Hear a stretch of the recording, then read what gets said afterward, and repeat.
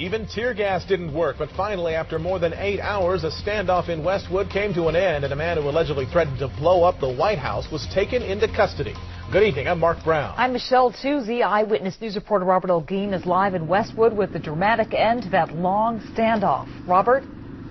Michelle, this is the corner where Joseph Moshe parked his car, and this is where that standoff dragged on for most of the day. Buildings were on lockdown, traffic was diverted, and when it was all over, the 56-year-old man with reported mental problems had to be dragged out of his car after several attempts to get him out simply didn't work. The man driving this red Volkswagen Beetle had refused to pull over for police. And so a short chase that started at about 10 o'clock this morning came to an end on Veteran Avenue, a few hundred feet from the Federal Building.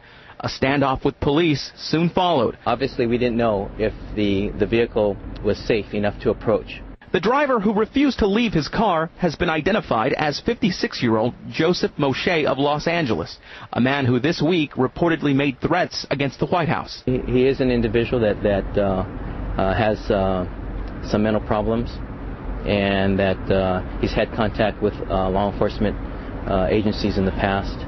After 4 attempts to force Moshe out of his car by using tear gas, police decided to take a different tack. They smashed out the driver's side window and fired a taser. Once immobilized, Moshe was dragged out of his car. He sustained some minor abrasions because of the broken glass, but he is in custody and he is being treated. Back at Moshe's house in Westchester, neighbors described him as a quiet man who keeps to himself. Usually when he's off his meds, that's when he starts acting up. But he's usually quiet. Never everything ever happens.